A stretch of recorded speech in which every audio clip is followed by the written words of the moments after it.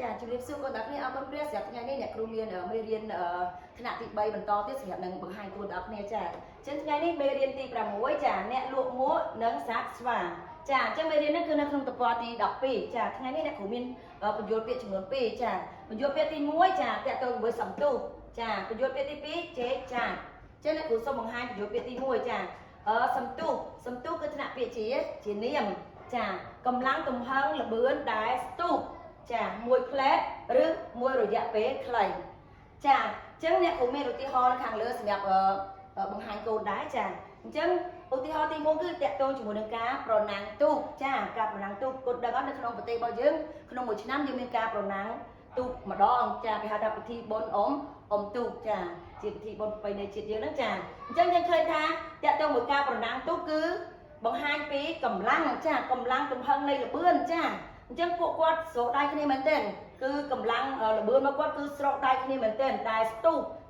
ទៅមុខចាអញ្ចឹងកូនមើលថាទូកមួយណាដែរទៅដល់គោលដៅមុនគឺទូកនឹងគឺជាទូកដែរឈ្នះអញ្ចឹងទូកគាត់ឈ្នះដោយសារតែកម្លាំងល្បឿនទូករបស់គាត់លឿនចាអញ្ចឹងនេះគឺជាឧទាហរណ៍ទី1ចាអញ្ចឹងល្បឿនដែលស្ទុះលឿនហ្នឹងគឺវាអត់រយៈពេលវែងទេគាត់គឺរយៈពេលចាមួយផ្លែឬក៏មួយ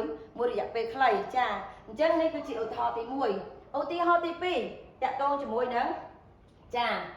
ការប្រណាំងសេះនេះគឺជាកម្លាំងសត្វសេះចាអញ្ចឹងកូនដឹងអត់ថាតកតងមួយការប្រណាំងសេះដូចគ្នាដែរគឺប្រើកម្លាំងដូចគ្នាចាកម្លាំងទំហឹងល្បឿនដូចគ្នាអញ្ចឹងសត្វណាដែលលឿនជាងគេទៅដល់គោលដៅមុនគឺសត្វហ្នឹងជាសត្វដែលឈ្នះចាអញ្ចឹងគឺជាកម្លាំងដែលស្ទុះមួយផ្លែតឬក៏មួយរយៈពេលខ្លីអញ្ចឹងកាលណាទៅដល់គោលដៅហើយគឺវានឹងឈប់ស្ទុះទៀតដែរចាគឺអ្នកដែលបញ្ជាហ្នឹងគឺឲ្យសេះហ្នឹងដើរធម្មតាវិញចាអញ្ចឹងឧទាហរណ៍ទី3ចាតកតងនឹងល្បឿនឬក៏ការប្រណាំងឡានចានេះគឺតកតងជាមួយនឹងគ្រឿងម៉ាស៊ីនម្ដងចាអញ្ចឹងកូនមើលឡានមាន2ដែលប្រណាំងចាអញ្ចឹងកូនមើល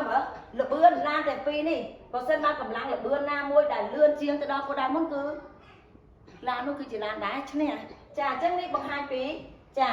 ទូកម្លាំងទំហឹងល្បឿនដែលស្ទុះចាមួយផ្លែតក៏មួយរយៈពេលខ្លីចាអញ្ចឹងការណាទៅដល់គោលដៅហើយគឺនឹងបញ្ឈប់ការប្រណាំងហើយចាអញ្ចឹងនេះគឺជាឧទាហរណ៍ទាំង3ដែលបង្ហាញពីចាសំទុះថ្នាក់ពាក្យជានាមកម្លាំងទំហឹងល្បឿនដែលស្ទុះមួយផ្លែតឬមួយរយៈពេលខ្លីចាអញ្ចឹងចូលទៅដល់ពាក្យទី2ចាពាក្យទី2គឺពាក្យថាជេកចាច់ថ្នាក់ពាក្យជានាមមានន័យថាសូភាសាសាស្ត្រ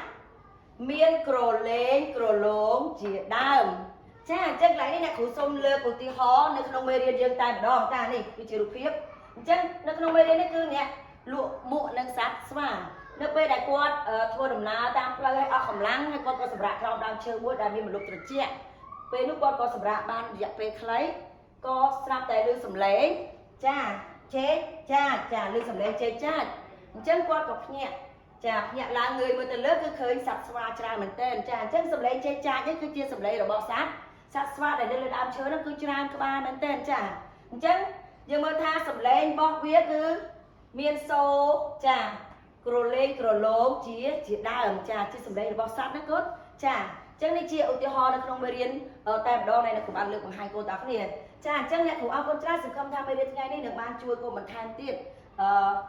សង្ឃឹមថាកូនទាំងគ្នានឹងបានយល់ច្រើននៅក្នុងមេរៀននេះហើយជួបអ្នកគ្រូម៉ោងក្រោយទៀតសូមប្រាប់ទីពងកូនជម្រាបលា